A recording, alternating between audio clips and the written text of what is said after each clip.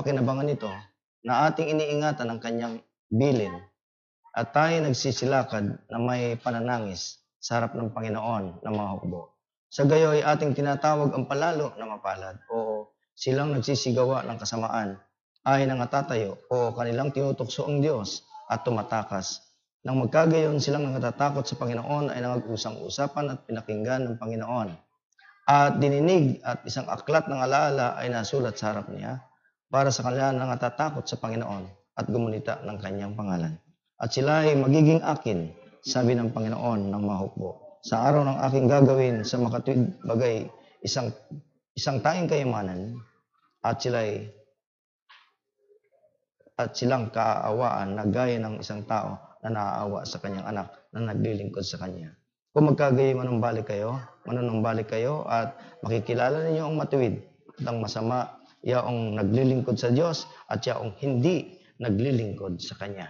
Ama namin Diyos, basbasan niyo po ang bahaging ito ng inyong salita, namin pagbubulayan ngayong umaga na kayo po ang mataas. Mula rito, hahanguin namin, O Diyos, ang mga talata na kung saan iyong paalalahanan ang iyong mga anak at magbibigay ng panibagong tanaw sa aming buhay. Salamat po sa pangalan ng aming Panginoon na si Kristo Jesus. Amen. Please be seated. Alam niyo po, ang panahon ng Malakyas, binanggit po ito na the messenger. Na kung saan ay si Malakay ay nag-preach aliado niya po rito, si Nehemiah. At siya po ay nagdirekta na naghatid ng mga mensahe na kung saan ay patungo doon sa mga taong ay nagpa-practice, nagsasagawa ng mga bagay na kapalaluan, mga hindi matuwid na gawa. Kanyang tinalakay ang mga saserdote na kurap, at ganoon din po ang mga wicked practices, maling mga pagsasabuhay nila, at ganoon din po yung false sense of security, maling panghahawakan nila tungkol sa kanilang kalagayan bilang mga Hudyo, na sila po ay nasobrahan ang kanilang pagbibigay halaga sa kanilang relasyon sa Diyos dahil sila ay mga bayan ng Diyos at bayan na panghakuan ng Diyos. Ito po hindi nakabuti sa ilang bahagi ng bansang ito sapagkat inabuso po nila ito at hindi po nila binigyan ang mga bagay na dapat na destinasyon ng kalagayan nila bilang anak ng Diyos. Si Malakyas po, ang method na kanyang ginamit ay question and answer. Yan po malalaman niyo po pag binasa niyo po yung kabuuan niya. Tatanong siya and then sasagutin niya.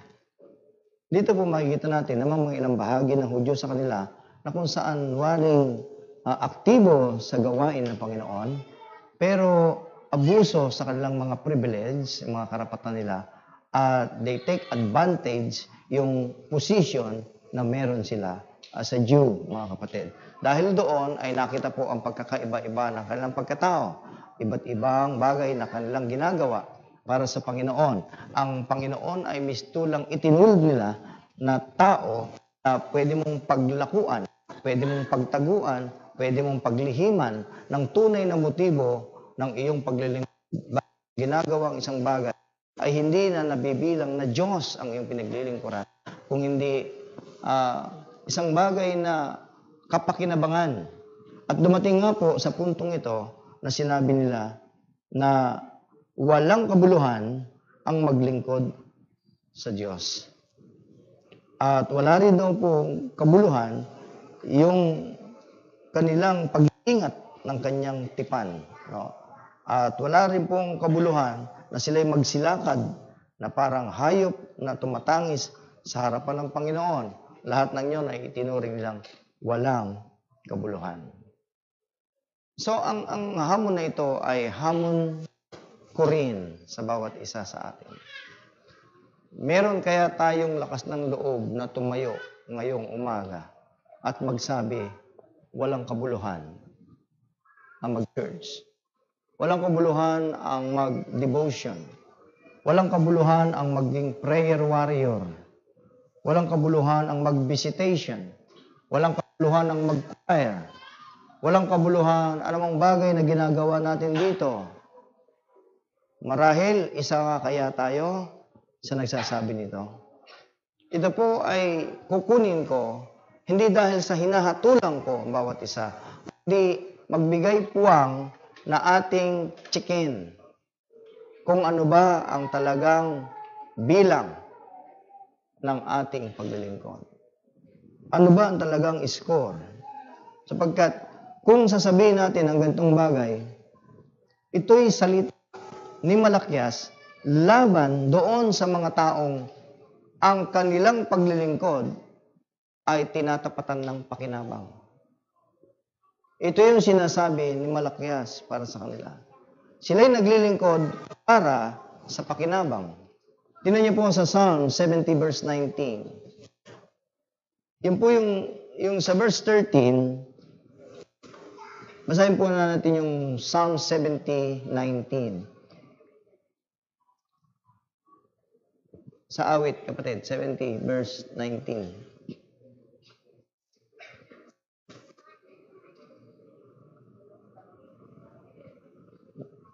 Baka wala. Teka. Minsan po kasi pag madaling araw ko nagigising. Checking ko nga. 70. Minsan naman yung 19 nalalagyan ko ng 1. Magiging 19. Baka nga 9 yan. Nasobrahan. 70:19. Ang inyong katuwiran, O Diyos, ay totoong mataas. Ikaw na gumagawa ng dakilang mga bagay, O Diyos. Sino ang gaya mo? Tingnan niyo po sabi niya, ang iyong ring katuwiran, O Diyos, ay totoong mataas. Yun po ang sabi niya.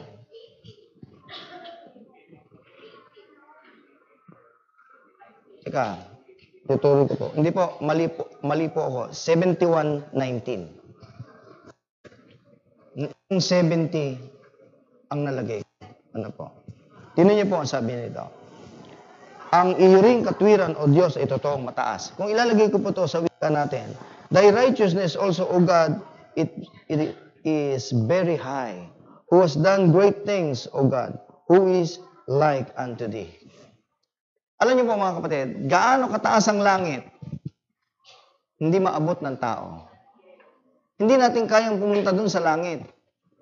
Hindi wala tayong kaparaanan. Kahit ibigay mo yung pinakamagaling na magagawa mo, hindi ka makakapunta sa langit. Sa kaitaasan, ba? Sa pamagitan ng kanyang anak na si Kristo Jesus, ang Diyos ay naabot. Pagpunta, hindi pataas, kundi pababa. Yan ang inaakala ng tao na gusto lang maabot ng Diyos, kailangan magmataas sila. Ang hindi nila alam yung kanilang ginagawa ay naghahatid upang sila magmataas. Magbibigay ng mga sa charity, yung mga righteousness na ginagawa natin. Yan ay nagagawa ng tao. At ito ay ginagawa lang panuntunan upang ang kaligtasan na ibinibigay ng Diyos ng walang bayad, upang ang kaligtasan na hindi mo naman kinakailangang abutin sapagkat siya na nga ang umabot, sapagkat hindi nga kayang abutin sapagkat napakataas ng Diyos. Di ba sinabi sa Isaiah kung gaano kataas ang langit sa lupa ay gano'ng kataas ang kanyang mga pag-iisip? Ito naman, sinasabi niya dito, yung talagang katotohanan naman ng Diyos, na ang Diyos ay talagang nasa kataasan.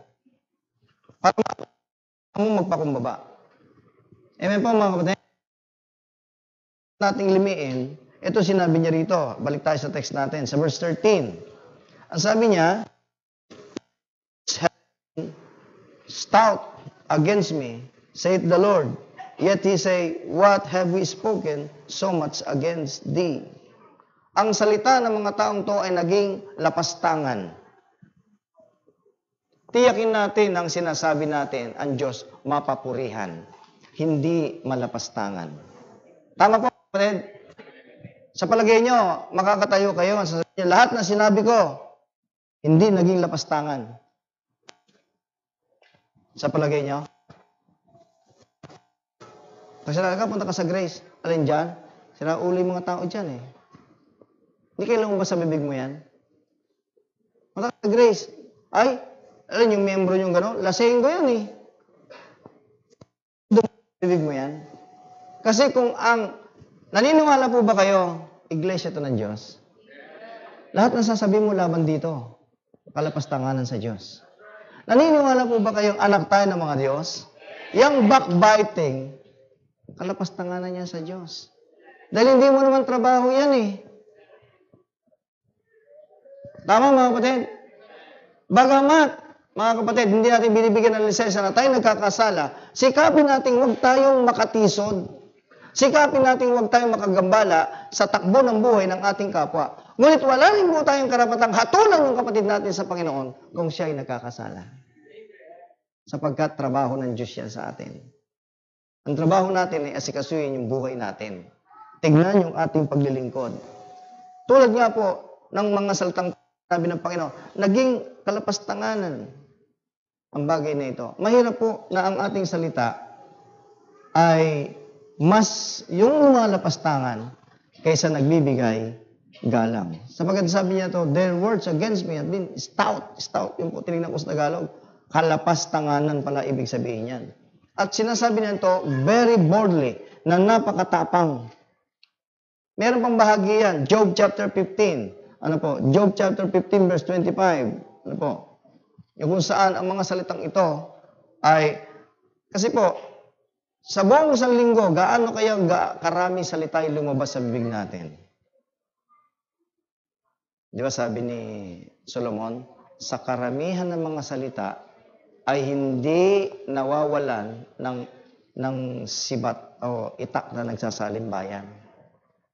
Minsan, kapag hindi po natin napag-ingatan ito, ang lumalabas na pala, itak at nakasakit na tayo ng ating kapwa. Ano po? Bagamat kuminsan hindi naman natin intensyon. Pero meron tayong bagay na minsan hindi naman natin napag-iisip na yung sinabi natin, parang itak na tinaga mo na yung kapatid mo sa Panginoon. Sapagkat iniuunat niya ang kanyang kamay laban sa Diyos at nagpapalalo laban sa kapangyarihan sa lahat. Galing yan sa sulat ni Job, mga kapatid. Sinabi niya yan patungkol doon sa kanyang mga kaibigan na pumunta sa kanya para siya ay aliwin. Pero sa halip na aliwin nila si Job, lalo lamang nilang itinulak si Job na para magkasala. So, yung kanilang mga sinabi, hindi para pagtibayin yung katotohanan na meron si Job, kundi upang idiin si Job sa isang bagay na walang kinalaman si Job. Number one principle, the sin of serving God for the sake of profit. Pag-ingatan natin to. Ang kasalanan na kaya tayo maglilingkod sa Diyos dahil may pakinabang. Ano po? Amen po mga kapatid. Pwedeng lalabas lang to sa inyong tenga na walang anuman. Ito ay para din sa amin ng mga pastor. Mga pastor na kaya magpapastor para may kita, good income. Ganon din sa bawat isa sa atin. Bakit tayo gumagawa sa church? Bakit tayo naglilingkod dito? Mga kapatid, salamat sa Panginoon. Ang choir dito, walang bayad. Alam niyo po ba na may mga churches na may bayad ang choir, may sweldo? Alam niyo ba na mga Sunday School sa ibang churches, merong allowance? Ay, paso, parang meron din dito. Ewan ko. At pag wala yung allowance, wala yung kita, ay wala. Ano nga? Bakit? Wala, walang allowance eh. Pag hindi nabigyan ng allowance, masama ang loob ng manggagawa. Ulitin ko po hindi ito ang panuntunan ng paglilingkod sa Panginoon. Ang paglilingkod sa Panginoon, libre.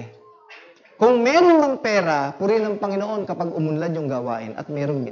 Pero wag na maging ito ang panuntunan ng ating paglilingkod. Hindi tayo maglilingkod para ang Diyos mapilitang pagpalain tayo. Sapagkat kung totoo lang, ang Diyos natin mapagpala yan. Hindi mo siya kinakailangan sumbatan sa mga ginagawa mo para sa Kanya.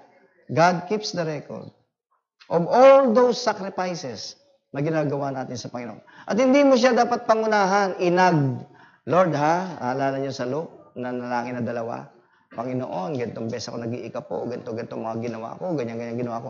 Bakit mo sinasabi yun? para pagpalain ka?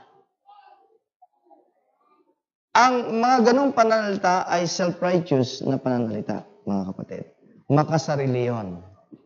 Na kaya tayo naglilingkod ay upang pagpalain ito. Nakalimutan niyo na po bang na sinabi ng Panginoon na ang kahulugan ng buhay ng tao ay hindi sa pamamagitan ng kanyang kinakamtan? Hindi basihan ng material kung tayo pinagpapala o hindi pinagpapala. Ang basihan po dito is the heart condition. The motive na napapaloob bakit natin ginawa ang isang bagay. Hindi yung kaya natin ginawa ay para pagpalain tayo ng ating Panginoon. Tingnan niyo po ito. 1 Timothy chapter 4, 7 to 10. Tingnan niyo po ito, yung kay Paul, tingnan niyo po yung kanyang mga paalala. Pwedeng minsan nabasa na natin to. Ulitin lang natin. Na po. At ganun din sa mga bago naming mga kapatiran, maging panuntunan po ninyo. Datapot itakwil mo ang mga katang masasama. First thing sa ating paglilingkod, tanggalin mo yung maling katha. Pag naglilingkod ka sa Panginoon, huwag masumpungan sa iyo ang maling katha. Pag sama ka, kaya ka lang sumasama kasi ganito kayo, kumakain kami sa inasal eh. Ngayon, pag wala nang inasal, wala nang sumasama. O, di ba? Bato-bato sa langit, tamaan ka sana. Ano po? Ganun po yun eh. Amen po ba mga kapatid? Tanggalin mo yun. Kung meron kang gano'n, kung hindi naman totoo, di wala. Pero kung totoo, paalala. At walang kabuluhan at magsanay ka sa kabanalan. Yan ang buhay ng Kristiyano. Magsanay ka sa kabanalan. Anong po sabi niya doon? Bakit po? Kasi, for bodily exercises profiteth little, yung pagsasanay ng katawan, konti lang yan. Pandito lang yan eh. Pag sa langit na, wala na. Pag tinag, si Pastor Ber, ito magaling to, athlete ito eh. Karatista to eh. Hindi pinag-uusapan doon yan eh. Hindi sa, ito magaling to sa basketball. Ano to eh, binasag nito mukha ni Paul eh. No? Wala naman nakaganon eh. Hindi pag-uusapan doon yung sports. Yung pagja-jogging mo, wala yun, hindi yun ang pag-uusapan doon. Bakit? Propiteth nothing. Malit lang. Ngunit ang kapamanalang sa lahat ng bagay ay pakikinabangan. Tandaan mo kanina, konti lang. Ngayon, pakikinabangan na may pangako sa buhay na ito at sa darating. Verse 9. Yung kabanalan ngayon at sa darating. Yung katawan, dito lang yan. Tapat ang pasabit na narapat tanggapin ng lahat. Announcement. Verse 10. Sapagkat dahil dito ay nagsisipagpagal kami, sila yon ay mga apostol. At nagsisipagsikap sapagkat may pag-asa kami sa Diyos. Kaya sila masipag sa kabanalan. May pag-asa sila sa Diyos. Sa Diyos na buhay, na siyang tagapagligtas sa lahat ng mga tao. Lalong-lalo na sa mga nagsiisampalataya. May kahigitan. Mga kapatid, dapat na parang sinasabi niya, yung kabanalan, doon ka magsumikap. Doon ka magpakasipag. Kasi dahil din doon, sabi ni Paul, nagsikap din kami. Yung sa katawan, konti lang yan. Chapter 6, diyan pa rin. Bilang paalala pa rin sa ating lahat. Chapter 6, verse 5 naman, hanggang 10. Ano po? So, ang tinatalakay natin, number 1, the sin of serving God for the sake of profit. Pagtataltalan ng mga taong masasama ang pag-iisip. Tandaan niyo po Hindi ko sinasabing masama isip nyo. Ito raw po yung masasama ang isip. Ito yun. Kung sakaling kayo yung binabanggit, edi mawarningan kayo, mawarningan tayo. Tama po mga kapatid? Ito po yung masasamang isip. At salat sa katotohanan. Yung pong masasamang isip na yon, kulang, salat, walang katotohanan. Na nagsisipag-akala, ito iniisip nila na ang kabanalan ay paraan ng pakinabang. Mga kapatid, mahirap po mag-isip ng ganyan. Kasi sabi ng Panginoon, masama isip niyan. Doon ako sa grace. Bakit? Kasi pag doon ka nagpahulugan, mga pautang, marami yun eh. Malaki kikitain mo dito. Kaya makikiayo ka rito, makikisamba ka na rin, makikibaptize ka na rin, papabaptize ka na rin. Tapos sa trabaho mo, parao. Okay? Pagkatapos ng service, nakaupo ka doon. Bakit? Naniningil ka na. Salamat sa Panginoon, wala namang ganito din ganyan. Dahil ang linggo, araw ng Panginoon, hindi araw ng paniningil. Bagamat hindi nila dito ginagawa yung iba, kaya wala sila.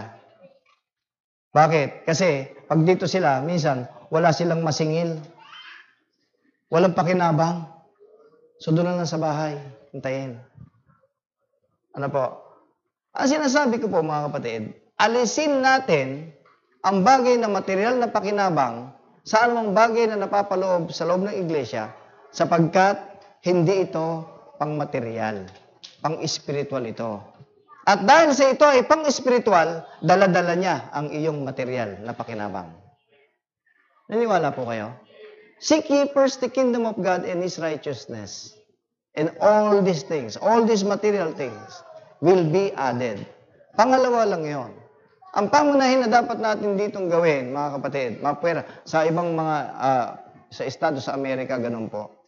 Nung isang pastor namin, nakakwentuhan ko, sabi niya, ang choir nila parang ano na lang, choral na lang. Bakit? Kasi hindi na maibigay yung allowance. Allowance? Oo. Ang allowance na bawat isa doon ay $150. Isang choir members. Eh nung nandun siya, ano na lang yon? Ang choral ba? Choral? Umalit? Choral. Lalabing 5 na lang kumakata. Na dati raw yun eh, kulang-kulang sa 500 na choir. Eh, siguro, nagbaksak na, yung lalabing 5 na lang yung natitira. Tapos ang allowance nila, dati 150, yun yata, ano lang, $5, $7. Kaya pawala nang pawala yung choir. Baka yung iba doon, nahihiya na lang eh. Baka nga lumabas na dahil doon sa Pero mga kapatid, malayo nawa sa atin. Salamat sa Panginoon sa mga mananampalatayang wala mang material na pakinabang. Pagtingin mo nandyan, tapat na ginagawa ang kanyang ministry.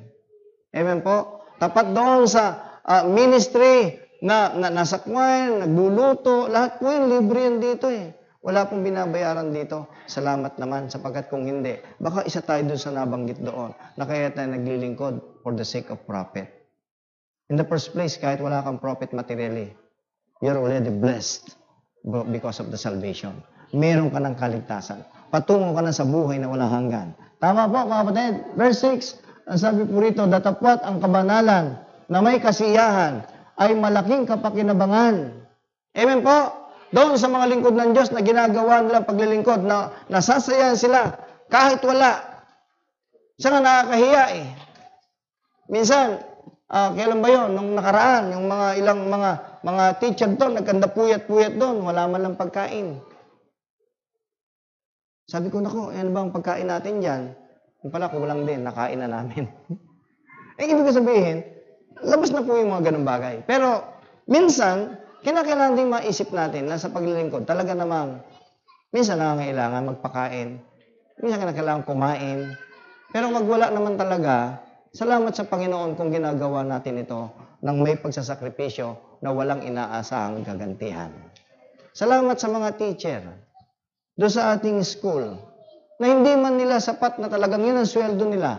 Dahil sa ito yung ministry, nakangiti pa rin. Amen po, mga kapatid? Kahit na yung mga anak natin makukulit, parang gusto nila ng tirisin. Na parang ko to, nakangiti pala, sit down. Ako, sit down. Mabuti ministry yan, mga kapatid. At nakakalungkot naman na kapag yung ganyang bagay ay ginagawa mo dahil lamang sa profit. At kung wala ng pakinabang, gumbay. Goodbye na. Wag naman po, mga kapatid. Minsan nagbiruan nga kami doon sa likod.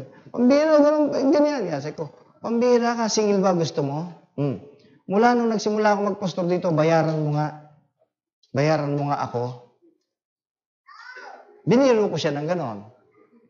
Bakit? Sa biyaya ng Panginoon, mulat mula, wala akong tinatanggap na sweldo sa school. Marami po akong kaibigang church na pastor na may school. Tumatanggap po sila ng allowance sa kanilang church, tumatanggap sila ng allowance sa kanilang school. Eh, minsan nagkatanungan, Pastor, magkano allowance mo sa school? Sabi ko, wala. Ha? Sabi ko, wala. Ay, sa church. Ang church, hindi ako pinababayaan ng church. Hindi pinababayaan ng church ang aking pamilya. But sa school, hindi. Ay, hindi, ministry namin yan eh. Kaya, huwag naman po kayo magtaka, wala na po siyang school. Baka mas malaki po yung allowance niya kaysa doon sa mga teacher eh. Ano po? Ang ibig ko sabihin, tayo po, maninimbang. Maninimbang po tayo mga kapatid. May mga pagkakataon na talagang dapat tayo mag-dole out. Sige. Tama po mga kapatid? May panahon ng pagbato. May panahon ng pagpulot sa binato. Tama po ba sa Ecclesiastes chapter 3? May kanya-kanyang panahon yan eh. Kung panahon na tayo pagpalain, di pagpapala. Kung panahon na naghihirap tayo, di maghihirap. Di ba sabi ni Paul, I learn to be what? Abound. Marunong ako magpakasagana. Marunong din ako magpakahirap. Sa lahat ng bagay natutuhan kong masiyahan kung ano ang meron. Live within the means. Ganyan sa paglilingkod. Huwag naman tayong matulad sa panahon ni Malakyas na sinumbatan niya sila sapagkat sinasabihan na nila na ang Diyos walang pakinabang. Wala nga ba tayong pakinabang na paglilingkod sa Panginoon? Ito bang sinabi niyang ito, walang kabuluhan ang maglingkod sa Diyos? Totoo ba yan sa atin? I pray, hindi. Amen po? Verse 7. Ay, nasaan ba ako? Yung 1 Timothy chapter 6. Balik mo doon sa 1 Timothy, kapatid, chapter 6. Binasa ko pa lang, ano pa lang eh. Verse 6 pa lang yata yun eh. 10, verse 7. Verse 7. Sapagkat wala tayong dinilang anuman sa libutan, wala rin naman tayong mailalabas na anuman. Verse 8. Ngunit kung tayo may pagkain at pananamit, masisiyahan na tayo doon. Amen po, mga kapatid. Verse 9. Datapat ang mga nagsisipagnasang yumaman nang nahuhulog sa tukso at sa silo at sa masamang mga pitang hangal at nakasasama na siyang naglulubog sa mga tao sa kapahamakan at kamatayan. Verse 9, 10, last. Sapagkat ang pag-ibig sa lapi ay ugat ng lahat ng uri ng kasamaan na sa pagnanasa ng iba ay nangasinsay sa pananampalataya at tinuhog ang kanilang sarili ng maraming mga kalumbayan. Kaya sa Bible po, even the book of Romans, tayo inaatasan na hanggat maaari, huwag tayo magkautang eh. Naging principle niyo po ba yan? Hanggat maaari. Ibig sabihin, labanan yun. Hanggat maaari, bakit pagtiisan na. Ano po? Sino po sa atin yung pag kumain, kailangan 4 ang putahe? Meron po mga ganun. Basta, kailangan may gulay, may 4 ang putahe. Ano po? Kung minsan naman, kahit kailangan 1 putahe na lang, okay na. Sa ngayon po, natutuhan ko na po yan. Ito na yung isang gabi. Ano lang? Nakita ko yung bitsuelas. Binanatan ko, tinuto ko. Yun lang, kumain na ako. Dati po maarte ko. May gulay. Walang prito. Minsan may ganun pa no? Tapos pagkatapos, wala bang, pang ano ba yun? Kailangan meron pa. Ang bihira. Matuto tayong, yun po yung sinasabi niya, ang katawan, konti lang yan. Pero kung minsan, tayong mga tao, napakasipag nating ibigay ang pangangailangan ng katawang ito. Tama po ba hindi? Hindi tayo nagkukulang na kailangan laging may panload. Kahit na yung kaldero, wala nang load. Basta yung cellphone, hindi maano. Dapat may damit, laging maayos. Sino sa atin yung hindi makapag-church pagka ang damit niya ay hindi maganda? Kasi dito, ang gaganda ng damit. Naman kung maganda yung damit niya, ba't ka naman nainggit? Kung yung damit mo, decente naman, wag lang yung halos, ano na yan? Young people. Sabi niya sa akin, Pastor, ano ba sa palagay niya about sa ano? Kasi ba't lagi niya nababanggit yung tungkol sa katawan at sa ano, kung bakit dapat natin itong pag-ingatan. Alam niyo po, meron po akong nabasang libro, ang ganda ng kanyang pagkaka-explika. Sabi niya, tayong mga tao, lalaki at babae, ang angkin nating pagkabirhen, lalaki at babae, ay tulad daw po yan ng mina, ng ginto, o ng mahalagang bato. Kapatid, pag dinisplay mo ginto, ang lalapit sa'yo, magnanakaw, snatcher, holdapper. Tama ba? Pero pag ito'y tinago mo at pinagyaman mo, sino makikinabang? Eh di ikaw mismo. Tama po? Ganyan ang angkin nating kagandahan, katalinuhan na kaloob ng Diyos. Kaya pinagyayaman. Tama po mga kapatid? Kaya yung people, lalaki at babae, huwag mo ipakita yan. Ang lalapit sa'yo, manyak. Tago mo yan. Pag-ingatan mo yan. Ang lalapit sa'yo, taong maka-Diyos. At kukunin sa'yo ng tamang panahon yan. May panalangin at may pagpipitagan sa Diyos. Amen po, mga kapatid? Kasi minsan, siguro sa pupundi ka na, kasi mga young people, pag isot mo ganyan. Oo, sinisit ako talaga eh. Kaya, susunod, huwag ganyan, ha? Mayos ka. Kaya yung mga young people na to, mga anak ko na to eh. Apo ko na nga itsura nito. Dahil yung mga nanay nyo, young people ko dati, may anak na, apo ko na kayo eh. Tanda na pala natin, asawa ko. Kaya nga sabi ko kanina sa isang kapatid, Happy Lolo Day. Lolo Day. So mga kapatid, ganun po yun. Pagyamanin natin yung kaloob ng Diyos sa atin. Pag-ingatan natin para ang lumapit sa atin ay mga taong karapat-dapat sa pinagyaman natin. Amen po. Pangalawa, salamat po, maiksi itong naihanda ng Panginoon sa atin. The sin of doubting whether God rewards service.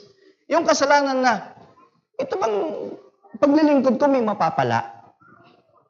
Meron ba akong pupuntahan dito? Mga kapatid, ibabalik ko sa inyo yan. Ang inyo bang pag-church, ang inyo bang pagta-tithes, ang inyong pag-o-offering, ang inyong pagbibigay sa mission, may mapapala ba kayo dyan? Kayo sumagot. Bakit? Kasi action speaks louder than words. Bakit? Kung talagang naniniwala ka dyan, kulang tong iglesyang to. Matagal na pinibag yan. Matagal na naka-second floor to. Yung mga tao nagdaan sa buhay ko na nakapakinig ng salita ng Diyos, kung totoong tinanggap nila yan, bakit nasan ba sila ngayon? Kita nyo, tayo-tayo pa rin.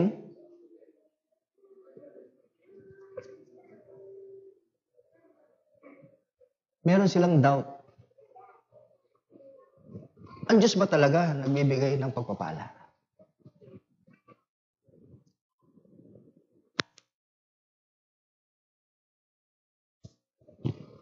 Yun po ang isang tanong na dapat natin. Kung naniniwala po kayo dyan, kayo ba'y naniniwala na susweldo kayo? Sa inyo naman nagtatrabaho? Di ba sipag nyo? Di ba takot kayong malate? Hindi ba takot kayong mapagsabihan ng kung ano mang pwedeng makabawas at makadidak doon sa sweldo nyo? Tama po ba? Ba't simbahan late kayo? Bakit pagka masakit lang ang konti ka to, ayaw mo na mag-choir? Nagkandapaos na yung choir director, nagpa-practice yan, may trabaho yan, pero sinisikap niya, maisingit yan para makakanta tayo para sa kapurihan ng Diyos. May yung ginagawa mo, parang nagiging monoton na sa'yo. Choir, simba, uwi, tapos magsasawa ka na. Ba't ka nagsawa? Kasi walang pakinabang. Ito man sasabihin natin? Ito man sasabihin natin sa Panginoon na nagpala ng kaligtasan sa atin, na patuloy nagbibigay ng provision sa lahat ng pangangailangan natin sa araw-araw? Mga kapatid, kulang ang librong ito kung isusulat ang lahat ng pagpapalang ibibigay ng Diyos sa atin. Kulang, kapatid. Salamat sa Panginoon. That's why the question is really God. Ang Diyos ba talaga nagre-reward sa ating service? Basahin po natin Hebrews 11:6. Hebrews 11:6, a very popular verse. Pero naghahatid po ng paalala sa ating lahat. Sabi niya po dyan, at kung walang pananampalataya, hindi maaaring maging kalugod-lugod sa Kanya. Puputulin ko lang muna doon. Kasi lahat ng gagawin natin, dapat may pananampalataya. Sing with faith, choir. Sing with faith, any special number. Preach with faith. Attend the church with faith. Bumalik kayo mamayang gabi with faith. Not because of men's group, not because of women's group. It's because you believe God. Yun po yan eh. Kung walang pananampalataya, hindi makakalugod. Gusto mo makalugod sa Diyos? Put faith everything what you are doing. Kung anong ginagawa mo. Bakit? Sapagkat ang lumalapit sa Diyos, dapat sumampalatayang may Diyos. Dapat. Ito po ay talagang yan ang emphasis. Dapat. Bakit? Itong masarap doon eh. At siya ang tagapagbigay ganti. So nagbibigay naman pala ng reward eh. Tama po? Tagapagbigay ganti. Sa kanya nagsisihanap. Kapag ang lahat ng ginagawa natin by faith, hindi kayo pupunta sa church because of Pastor Bermejo. Sino ba yan? Hindi ka kilala yan. Hindi kayo pupunta dito dahil sa mga nobya ninyo, yung people. Sino ba yan? Ipapalit mo ba yan sa pedestal ng Panginoong Jesucristo na nagligtas sa'yo? Na kung yung lalaki niya, hindi mo pa napagtitya, baka yan pa manloko sa'yo? Dahil nakalabas na yung ginto? Hindi ba pagka nagpintas ka ng totoo, magnanakaw lalapit sa'yo? I-snatchin yan. Yan eh. Ang ganda ng libro na yon. Kaya tayo mga young people, ingatan natin katawan natin para hindi ma-snatch. Pagyamanin. Tama po? Ito ganun din, Maglingkod ng tapat kasi ang Diyos ay tagapagbigay ganti sa mga sa Kanya'y nagsisihanap. Pag pumunta ka sa church, hanapin mo, hindi yung pagpalain ka. Hanapin mo, maluwalhati mo ang Diyos at hanapin mong lalapit ka na may buong pananampalataya. And then, the result, He is the rewarder of them that diligently seek Him. You have your reward pag-uwi mo sa bahay. Amen, mga kapatid.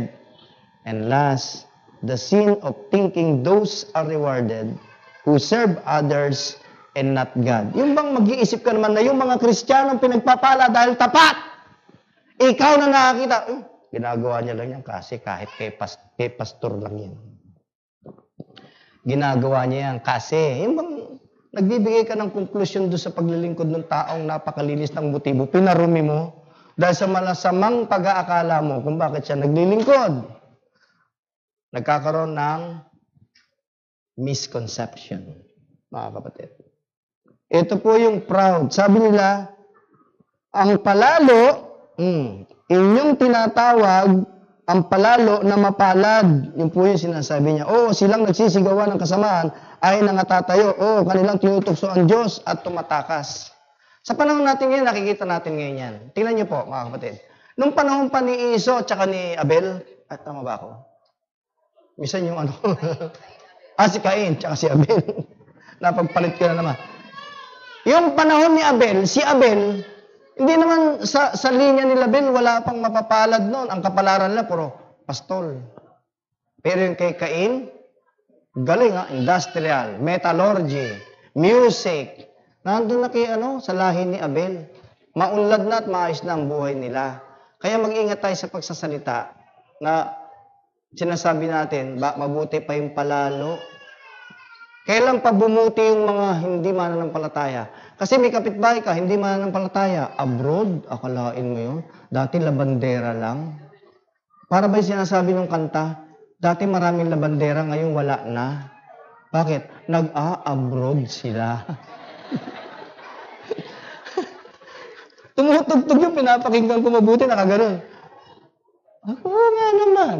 Wala na, dito, kailan lang ang Japan nangunguha ng mga farmers dito sa atin eh. Japan? Nag-a-abroad sila, tayo wala na tayong mga farmers. Mga farmers natin, sosin na ngayon. Dati doon lamang sa tourist group, yan. Ngayon hindi na eh. Waiter. Iba na. Nagpapataas talaga ng antas yung pera eh. Pero wag mong kalilimutan, kontrolin mo yung pera. Pag hindi mo kinontrol yan, tataas pa sa iyo yung pera na yan. At ibabagsak ka. Masusumpungan mo na yung sarili mo, nandun ka sa lapag. Wala ka ng kaibigan, wala ka ng kamag-anak, wala ka ng tatay, wala ka ng nanay. You're all alone together with your money. Napakasamang amo niyan. Pero ang galing nakatulong niyan para sa Panginoon. Gamitin natin anumang resources na meron tayo only because of the glory of God. At kung ano man ang ating madatnan sa paglilingkod sa Panginoon, tingnan niyo sinabi ni Daniel. Di ba? Yung tatlong kaibigan niya, pinaluluhod sila, ayaw nila yumuko. Sa Daniel, anong katwiran nila Daniel at yung mga kaibigan niya? Kung hindi man kami pagpapalain ng Panginoon, alam namin ang Diyos. Hindi matinag. Ganun tayo, kapatid. Kung mayroong nasasabi, saan kayo galing? Ba't kayo simba simba? Pero hanggang ngayon, nagbabasahan pa rin kayo. At yung kapitbahay nyo, hindi naman nyo parehong pananampalataya, di kotse na, dadaanan ka na lang. Nakakotse. Ikaw naman to, naglalakad ka, dala yung Bible, dala yung mga anak, pupunta sa Grace Baptist, naglalakad na ganyan. No? Tapos dadaanan ka, mapapadaan pa dun sa kanal, naku, mabasa pa ka. Kahit nagalit ka, yung barong mo nabasa ngayon. Para bang, naku, talaga naman. Sa una, matanggap mo, pangalawa, pero lagi, taon ka na, 10 taon ka na, sasabihin mo, walang kwenta. Baka ganun ang labasan mo. Yun ang sinabi nito. Tapos, ano sinasabi nila? Tinatawag niyong mapalad yung palalo, yung mga ibang pananampalataya. Baka maliitin mo na yung sarili mo. Nakalimutan mo, hindi ka lang tinawag para manampalataya. Meron ding bahagi na magtiis. Sabi na naman mga Kristiyano, Pastor, pag hindi ko na kayang magtiis, sobra na pagtitiis ko. Ang Panginoon din nakakaalam ko hanggang kailan. Hindi mo pwede sabihin, hindi ko na kaya. Alam niya kung hanggang saan ang kakayanan mo. Huwag kang mas marunong pa sa Kanya. Alam niya yung kakayahan mo. Siya nagpapahintulot niya, lalo't Kristiyano ka. Ang nangyayari sa buhay mo, under control na ng Panginoon eh. Ikabubuti mo yan eh. Si Pedro, tinulad niya sa ginto yan para lumabas yung pagkadalisay. Isuong mo sa apoy. Di ba? Minsan nakakalimutan natin to. Tuloy, nakakapagsalita tayo. Sabi niya, wala namang kabuluhan maglingkod sa Panginoon. Wala namang kabuluhan na Lalo na kung ikaw, napag-iwanan ka na, yung meron kang tinitignan na tao na parang ayaw mong pahihigitan sa kanya, paglabas mo, ano na siya? Dekotse na, ikaw wala ka pa rin, kariton pa rin yung tinutulak mo. Mamaliitin mo na yung sarili mo. Ano sabi ba sa aklat ng Lucas? Nang kahulugan ng buhay ng tao ay hindi sa kasaganaan na kanyang tinatamasa. Tama po mga kapatid? Ito po yan mga kapatid. Proverbs 11:18. Mo nga kapatid bilisan mo lang Gusto ko lang kasi mabasa mo lahat to eh. Yan konti na lang oras ko. Proverbs 11:18. Ang masama ay nakikinabang ng marayang sahod. Ngunit ang naghahasik ng katwiran ay nagtatamo ng tiwasay na gantimpala. Anong gugustuhin mo? Unbeliever na pandaraya ang buhay niya? O mananampalataya ka na nagtatrabaho ka sa unbeliever pero tapat ang ginagawa mong tatrabaho? Ang sweldo mo, kapayapaan, katiwasayan, kapatid, Katwiran ay nagtatamo ng tiwasay na gantimpala. Ay mga unbeliever, kumikita sila sa, sabi doon, marayang sahod. Ano pang yan? Ano pa, yung sakit ng ulo? Kasi pag gano'n lang, ano ba to? Ang daming bawas, gano'n, wala na natira. Bakit? Ba't siya wala natira? Kasi wala na siyang pang-inom. Mananampalataya at least, naku, ano ba yan? Ang liit, wala na akong pang-tights. Di ba? Iba, Okay, sabi natin, wala na natira, ayaw mo rin mag-tights. Yun ang dahilan kung bakit sinabi po yung Malakay 3:10. Ang susi ng lahat, mga kapatid, kung bakit sila sinumbatan ng Panginoon na huwag mag-alinlangan sa Diyos na nagpapala, na huwag magkaroon ng pagkakasala, na maglilingkod dahil ka lang sa pagpapala, o kaya naman, ay huwag kang mag-isip ng masama, doon sa tapat na naglilingkod, ano ang kanyang solusyon? Sabi ko sa inyo, si Malakias, question and answer. The answer is verse 10. Bring me all the tithes. Ano sabi niya? Dalhin ninyo ang buong 10 bahagi sa kamalig upang magkaroon ng pagkain sa aking bahay. Kung ikaw yung wala ka ng pinapakinabang sa paglilingkod, at marinig mo tong dalhin mo, ikapo, ano nasa isip mo? Wala na ka natitira eh. Dadalhin ko pa. Pwede, di ba? Pwede. Pero nang ganyan challenge. Dalhin nyo yung buong 10 para magkaroon ng pagkain. Wala na nga pagkain sa bahay. Gusto mo magkaroon ng pagkain sa church? Sobra naman kayo. O, di ba? Para magkaroon ng pagkain sa bahay, yung kamalig. Yung lugar ng tabernakel. Para daw magkaroon ng pagkain doon. Wala ka nang makain eh. Pero sabi pa rin niya, dalhin. Dalhin pa rin. Why? Doon papasok yung challenge. Subukin ninyo ako ngayon sa bagay na ito. Sabi ng Panginoon ng mga hukbo, kung hindi ko bubuksan sa inyo ang mga dungawan sa langit at ihuhulog ko sa inyo ang isang pagpapala na walang sapat na silid na kalalagyan. Yun ang sagot lahat dun eh. Nag-aalinlangan ka ba kung ang Diyos nagpapala? Give your tithes. Nag-iisip ka ba bakit pinagpapala ito tapos ikaw hindi? Nag-iisip ka ng kung ano? Give your tithes. Ikaw ba na naglilingkod dahil naghahanap ka ng pakinabang? Give your tithes! At sabi niya, prove me now herewith. Prove me now.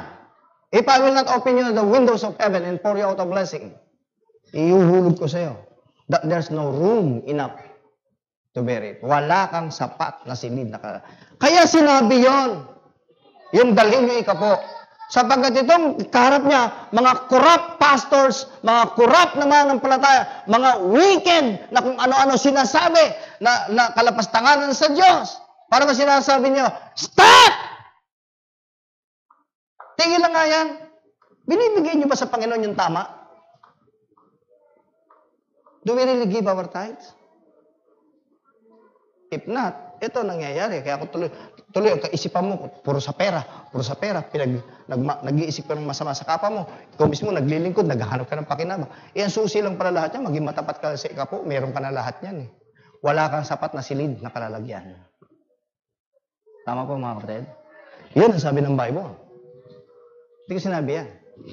At hindi ko rin sinabi yan dahil kailangan ko. Sinasabi ko yan kasi lahat tayo surrender dyan. Huwag tayong mahulog sa pagkakasala ng pag-iisip na ang paglilingkod sa Diyos, dapat may pagpapala ka agad. Dapat rewarded ka agad. Huwag mong kalilimutang there are two kinds of rewards. Present reward. Yung hindi ka nagkakasakit, yung walang aksidente naman nangyayari sa iyo, yung malusog ka, yung hindi ka inaatake, yung wala kang arthritis, kapatid. Ayun na yun eh. Present reward yan eh. Tama po? Huwag nating maliitin ang sarili natin. Anak tayo ng Diyos. Checkin lang natin yung sarili natin. Huwag kang maglingkod dahil sa pakinabang. Sapagkat papakinabangan mo talaga ang Diyos na to. Sapagkat ang Diyos na ito ay Diyos ng pakinabang. And He is faithful. O, rewarder. Siya po'y tagapagbigay ganti. Now, tingnan niyo po ito. Pakibasa po ito. Ecclesiastes 6:6-11. Ano po? Ecclesiastes 6:6-11. Bagamat siya'y mabuhay na 1,000 taon na makalawang, masaysay at hindi man nagagalak na mabuti, hindi na magsisiyaon ang lahat sa isang dako. Lahat ng gawa ng tao ay para sa kanyang bibig at gayon may ang panglasa ay hindi nasisiyahan. Sapagkat anong pakinabang mayroon ang pantas na higit sa mangmang o anong pakinabang mayroon ang dukha na maalam lumakad sa harap ng mga buhay. Maigi ang paningin ng mga mata kaysa pagdidili-dili. Ito man ay walang kabuluhan at nauuwi sa wala. 10 and 11. Anong nangyari? Ang pangalan niyaon ay natawag ng malaon at kilala na siya tao ni hindi maaaring makapagtalo siya sa lalong makapangyarihan kaysa kanya. Yamang maraming bagay na nangagdaragdag ng walang kabuluhan. Ano ang lalong ikinaigi ng tao? Ang conclusion lang, sabi ni Solomon, lahat walang kabuluhan. Alam niyo po ba mga kapatid, na kaya lamang nagkakaroon ng kabuluhan ang bagay na ginagawa natin ay dahil sa biyaya ng ating Panginoong Jesucristo. Ang buhay na binanggit niya dyan, yan ang pangkaraniwang buhay ng tao. Yan ang buhay ng tao. Gusto ba nating mahigitan ang buhay na yan? Abe, kumilala tayo sa Panginoon, tanggapin natin si Kristo bilang Panginoon, tagapagligtas, doon lamang nagsisimula na ang buhay mo ay nagiging makabuluhan.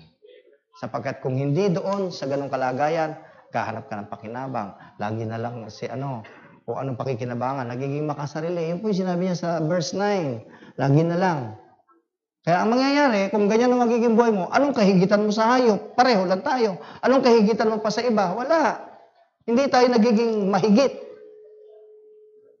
tayo po ay masterpiece of God. Higit po ang ating pagkalala. Higit po tayo sa hayop, higit po tayo sa anumang mga bagay na walang kaisipan. Higit kasi tayo po ang tao na ililigtas. Wala po nakitang elepante na save. Walang aso na save. Wala pong tuta na save. Pero tao meron. Tao iniligtas, hindi po ang hayop. Doon tayo nagkakaroon ng kahigtan. Dahil tayo na kay Kristo, kung hindi nga ipinagkait ng Diyos ang kaisa-isang anak, sabi sa 1 John, bakit niya ipagkakait ang kahulugan sa buhay na ito? Huwag lamang nating gamitin na ang tunay na kahulugan ng buhay ay material na bagay, sapagkat mahihulog din tayo sa silo ng kaaway. Amen po mga kapatid, tingnan niyo po ito, Matthew 16, 22 and 23. Last na to. Matthew 16, 22 to 23. At isinama siya ni Pedro at nagpasinunod siya pinagwikaan at nagsasabi, Panginoon, malayo ito sa iyo, kailanman hindi mangyayari ito sa iyo. Ito yung inano ko kanina. Verse 23. Datapot lumingon siya at sinabi kay Pedro, lumagay ka sa likuran ko, Satanas, ikaw ay tisod sa akin, sapagkat hindi mo pinag-iisip ang mga bagay ng Diyos, kundi ang mga bagay ng tao. Ba't ko binasa yan? Ano nangyayari sa buhay mo ngayon? Sasabihin bang, hindi karapat dapat ito. Hindi tama ito. Yung sinabi ng Panginoon na mangyayari sa kanya, yun ang katakdaan. Sabi ni Pedro, hindi mangyayari siya. Kapatid, mananampalataya ka, hindi ka lang binigyan ng pananampalataya, kundi magtiis din. Kung nasa lugar ka ng pagtitiis, sabi mo, hindi dapat? Baka masumpungan kang lumalaban sa Diyos mo. Baka masumpungan kang nagsasalita ng kalapastanganan sa iyong Diyos. Ang buhay ng tao, negative and positive. Ang isang na kay Kristo, wala pong halaga kaya nasa negative ka o nasa positive ka. Ang kahalagahan ito, hindi natitigatig ang pananampalataya mo, ano man ang iyong kinalagyan. Sapagkat sa negatibo man sa hindi, kaya kang abutin ng Diyos at makapangyarihan siya na tulungan ka, iligtas o iangat upang ang kahulugan ng buhay ng pagiging mananampalataya ay matamo natin. Kapatid, mag-ingat tayo sa ating pananalita. Isang paalala po sa atin to. Totoo ba na walang kabuluhan ang maglingkod sa Diyos? Kayo ang sumagot. Totoo ba? Ba't di kayo sumasagot? Hindi pa tayo nagpapalit ng upuan. Baka pagbago na yung upuan, di na kayo lalo sumagot, tulog na pala kayo. Mga kapatid. Totoo ba na walang kabuluhan maglingkod sa Diyos? Hindi po totoo. Hindi totoo. Yan ay kasinungalingan, yan ay daya ng kaaway. Huwag tayong padala dyan. Kung ang kaligtasan ay na kay Kristo, ang pagpapatuloy sa buhay na ito ng kaligtasan ay kay Kristo pa rin. Ngunit nasa sa atin ang pagpapatuloy ng katatagan sa salita ng Diyos upang ito'y ating mapanghawakan. Tayo po'y magsitayo. At bilang isang paalala po sa ating lahat, kaibigan, ikaw ba ay na kay Kristo na? Ikaw ba'y mananampalataya na? Kapatid ko sa Panginoon, ano yung mga bagay na sinasabi natin? Tingnan mo, baka laban na sa Diyos yan. Baka hindi na ito nakakatulong. Baka ikaw ay nagiging ugat para matisod yung nakapakinig. Checkin natin. Sapagkat kung meron mang pinakamahusay at pinakamay kabuluhan na gawin ang tao sa lupa, maglingkod sa Diyos. So habang tayo nakayuko, nais niyo po lumapit sa harapan. Kaibigan, tinanggap mo na ba ang Panginoon sa puso mo? Kung hindi pa, ito ay pagkakataon. Wala kang pwedeng paglingkuran na hindi ka makikinabang na mabuti, kundi ang Diyos. Kapatid, ingat tayo sa mga sinasabi natin. Baka nagsasalta tayo ng kalapastanganan na sa Diyos natin. Kasi, ang sabi ng salta ng Diyos na sinasampalatayanan natin, lahat ng bagay ay nagkakalakip na gumagawa sa mga nagsisibig sa Diyos. Wala palang intensyon na ipinaintulot ang Diyos sa buhay natin, kundi makakatulong at makakapakinabang sa atin. Kung sa tingin natin, hindi natin pinakikinabangan, dalhin natin sa paanan ni Kristo. Hingin ng kaalaman hinggil dito at kung papaano ang pag-iilag dito. Sapagkat siyang nagbigay, siya rin ang magtuturo kung papaano natin to malulunasan. Pagpalain natin ang Diyos, pagpalain natin ang salita ng Diyos upang ang pagpapala ay mapasa ating lahat. Panginoon, sa umagang to, salamat po sa inyong biyaya. Pagpalain niyo nga po at naway naging paalala to sa amin na huwag kaming basta magsasalita, lalo na po sa mga bagay patungkol sa Diyos. Ito po'y totoong kapakipakinabang. Nilagay mo kami sa ministry na ito. Ikaw ang nagkaloob nito. Ikaw din, O Diyos, ang magbibigay ganti sa mga bagay na sakripisyong aming ginagawa. Nawa po, matutuhan namin maglingkod ng payapa na dalang isang pag-asa na ikaw ay nagbibigay kaloob, tagapagbigay ganti sa bawat naglilingkod. Ito ang sama-sama namin dalangin sa araw na ito sa pangalan ng aming Panginoon na si Kristo Jesus. Amen. God bless you.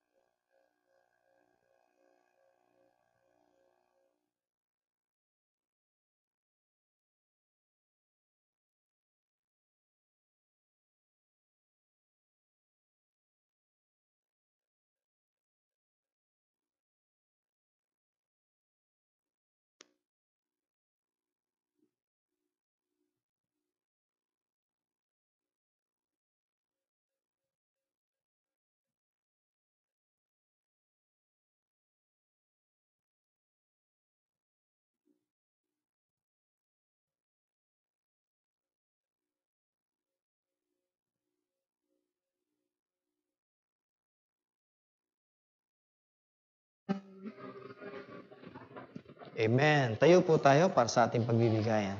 Ama namin Diyos, salamat po sa mensahe. Tunay na bawat ginagawa namin ay nagiging makabuluhan dahil sa katapatan ng puso na naglilingkod nito. Sa isang malinis na motibo, sa isang dalisay na layunin, kayo po patuloy na magpapala. At kung hindi mo pagpalain, maraming salamat po sapagkat kami ay totoong napakaliit, itutumbas sa bagay na aming ginagawa, hindi maitutumbas sa dakilang gawain na ginawa mo sa amin, ang kaligtasan ng aming kaluluwa. Basbasan niyo po ang magkakaloob. Basbasan niyo po ang bawat halaga na kaling ipagpakaloob, Panginoon. Babalik niyo po ito na pikpik at biglig at bilang isang hamon ng mensahe. Kung anuman aming mga pagkukulang, anuman aming mga pagkakamali, dapat din namin tingnan, kami ba'y naging tapat sa iyong naisin sa amin. Salamat po, lahat ng ito, sa pangalan ni Kristo Jesus na aming Panginoon. Amen.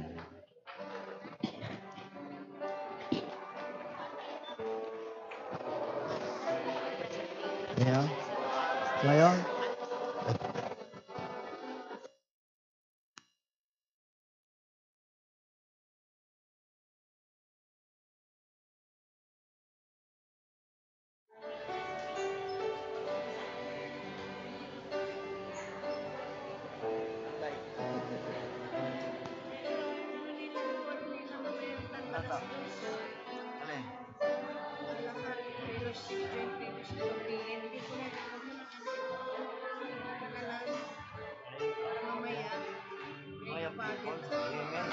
gagaling yung tatay.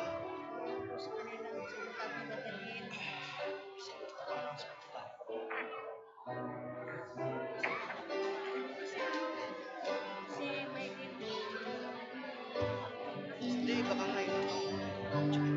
Baka ngayon na yan.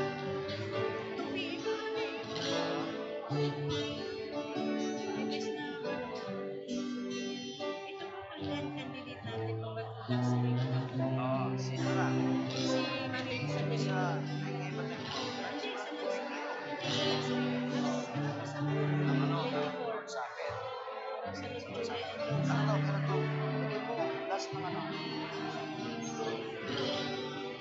Amen.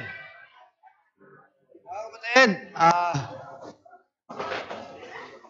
tawagin ko, Teacher Mai. Nandiyan ka na ba? Okay. Halika na dito.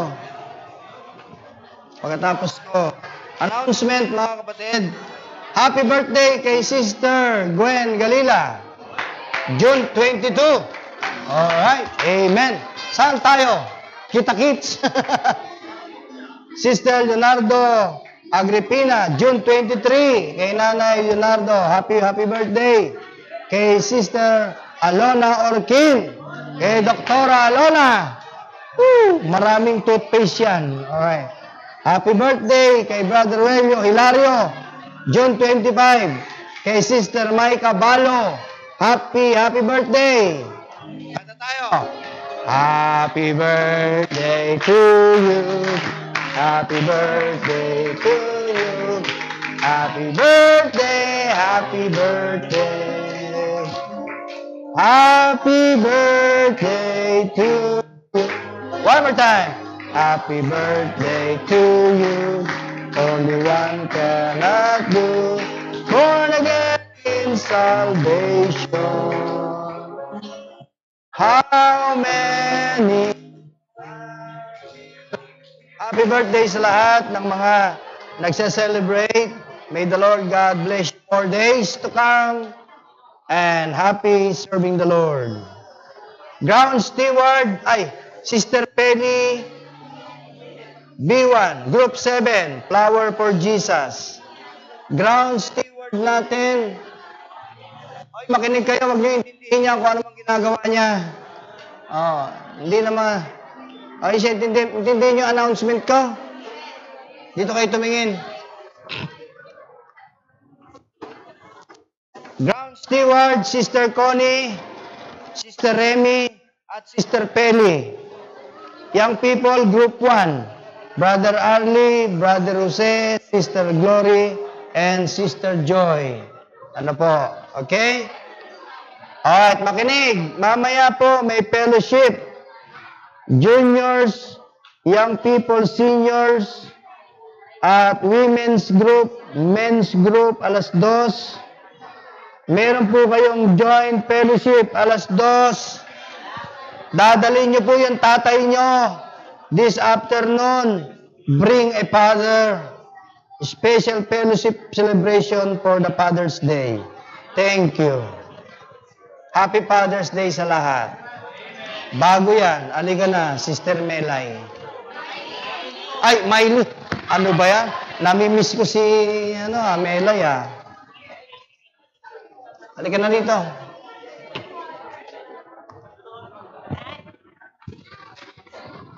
Binabati po namin ang lahat ng Happy Father's Day. Meron lang po kami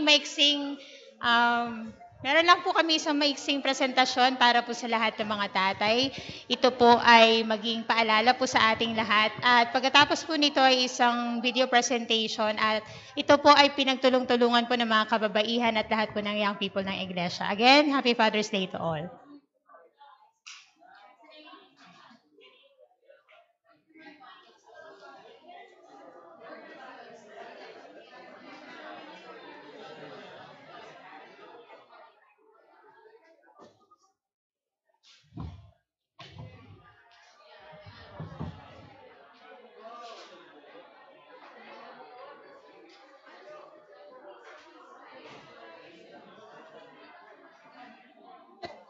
Maraming bilis.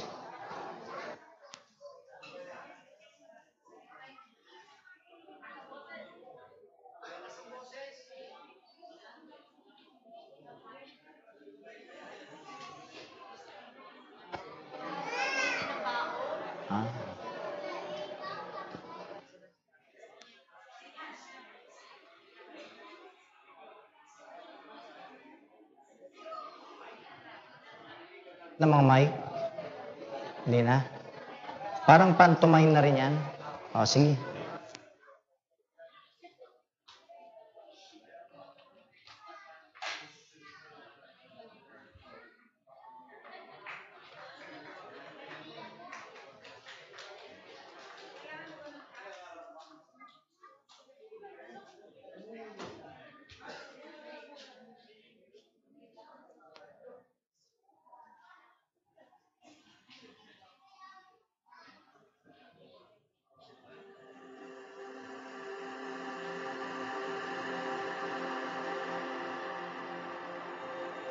It's cold tonight, I heard her say.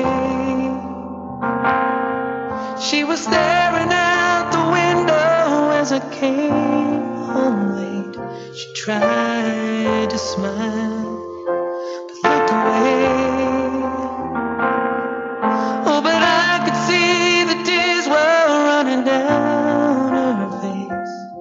She said, you go to work, you pay the bills, I stay home and I make the meals. But you don't even know who I am anymore. You're a million miles away, though I see you every day. And I've been waiting right here over all these years. And sometimes I get so lonely, I need to know you love me. But do you even know me anymore?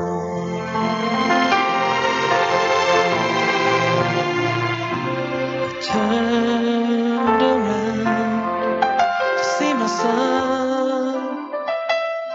Well, I remember his first birthday and I was 21. I missed his life, I missed it all. Oh, to him I was a man just living down the hall. He said, I learned to live without your dad, but I give it all just to have you back. But you don't even know who I am anymore. I used to wait at all my games, but still you never gave. And I've been waiting right here for all these years for the time you said you know me. I wanted you to show me, but do you even know me anymore? I watch my days turn into years, and now I'm wondering how I wound up here. I dream my dreams, I made my plans, but all I built here is an empty man.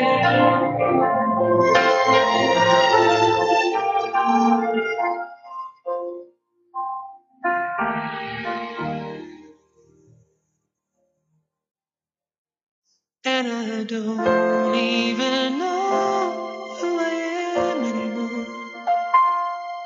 God, I'm praying through the tears. Let me make up all these years. Or have I waited too long? Can I start again to be the man you wanted of me? I'm begging you to show me. Or do you even know me anymore?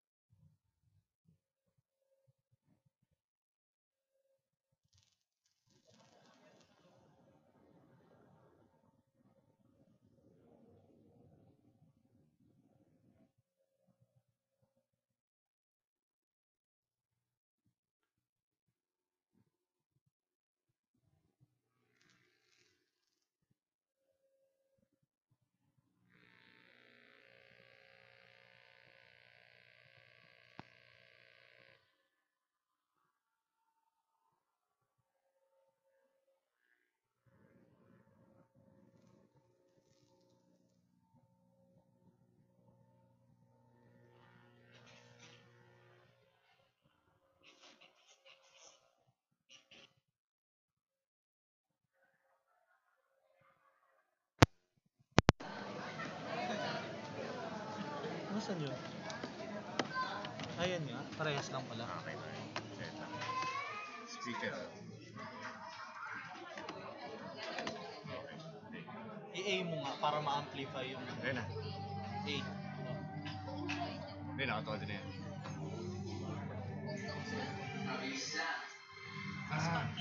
Ang may makinig. Ang tatay ko, para siyang sito. Meron siyang makapangyarihang martilyo. Yun yung ginagana Guys, incredible. Oh, kahit na may anger management problem, paminsan-minsan, when it comes to protecting our family, it's not business. Si Papa ay parang si Mama. Kasi kahit hindi mo siya palagi nakikita, alam mo na nandiyan siya para protektahan kami. Si Papa, parang siyang si Spider-Man. Pero hindi sa akin yung pangyarihan niya, si Luli. Dahil si Luli na yun, natulungan niya kami sa pag-aaral, kami sa akin pumumuhan. Si Tatay parang si Iron Man kasi kahit anong problemang dumating, sobrang protektahan. Si Papa para siya si Optimus Prime. Kasi kahit sa ibang lugar siya kapag tulungan niya ang Si Papa parang si Thor. Kasi kahit wala yung pinuntahan niya. Para lang, wala lang pangalan namin. Si Papa parang si Superman. Kasi walang Pilipinas hanggang Saudi. Nilipat na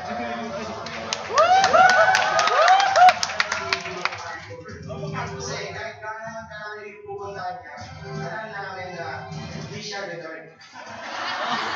Para siyang si Batman kasi kahit na siya superpowers, kaya niya kami protektahan at pagsisikapan niya ang kanyang pagtatrabaho para yung patutunan ang aming pangangailangan na lahat. Si Papa parang si Superman kasi kahit alam niya yung ginagawa, parang hindi siya nagpapagod. Si Daddy parang si Go.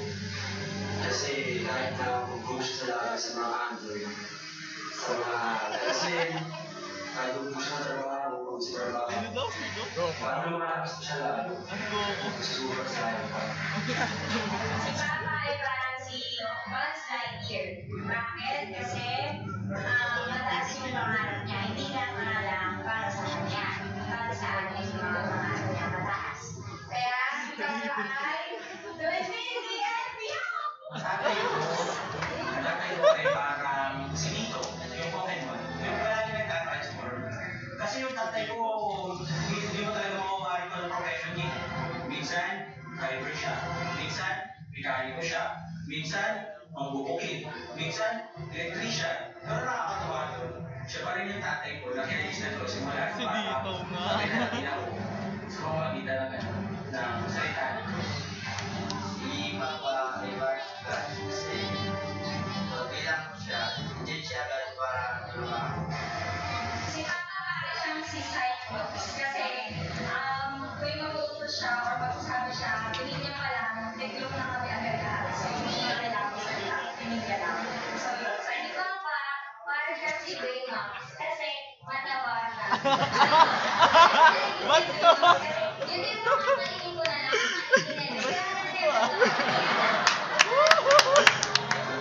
Sinada nun ni Aljen. Baymax pa. Pagmamahal kahit walang party. Si Papa, Kailangan si dating. Kasi, lakas na yung dating eh. Kasi, kahit anong problema na dumating, siya yung matatag pa rin. Papa, Happy Father's Day. Para sa akin, si Papa, Superman. Sobrang lakas. Hindi siya perfecto, pero alam ko kung gaano niya kami kamahal. Hindi kasi siya showy na tao eh, pero Superman ay hindi showy. action niya, mahal na kami, yung gaano niya kami kamahal. Hindi na, mahal na kahit kita ba? Si Pastor ay parang hindi na kami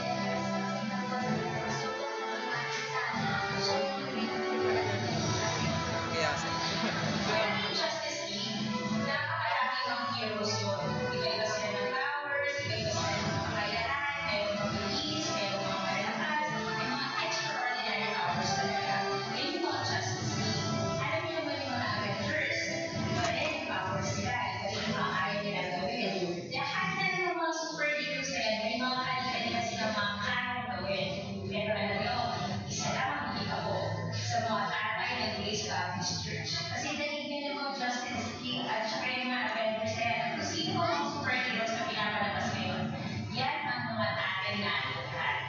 Kaya to all the fathers of Grace Baptist Church, happy Father's Day. May you enjoy the rest of your life and may grow in Christ and stay healthy. Ito pa ang future young people. They will be all fathers like you.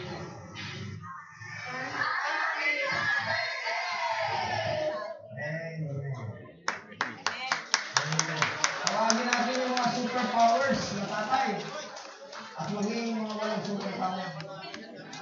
Welcome po lahat ng tatay. Please come. Maganda ng pagod ng namin para sa mga tatay. Lahat po ng tatay. Ayun po kayo. Mga superpowers pala kayo. May Batman, may Spider-Man. Yung iba, hindi ko kilala eh. Lahat po ng tatay. Opo, pati mga lolo. O pati mga pistol. Dito po tayo. Mamaya ha? Mamaya, meron po kayong hindi na yung tatay nyo. Sir, pagbabaan nila, pwede rin. Habang kayo po yung ganito, announcement po, may nawawalang Bible. Last week pa po. Bible ni Sister Annalyn Tamayo. Baka hindi nakakuha. Anong kulay nito, Sister Annalyn? Sino ba nag-iwan tayo? Blue.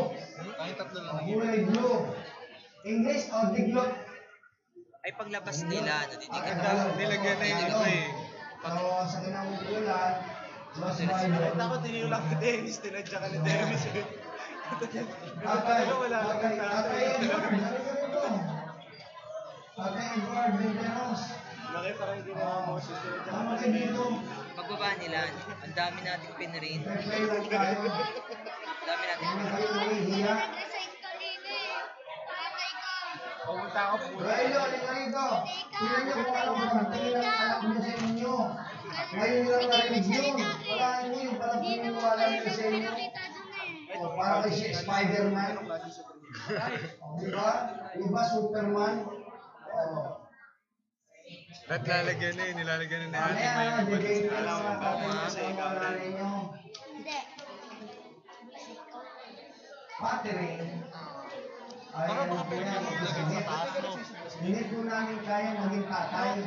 Pwede ba? Maliban sa Panginoon. Ano po?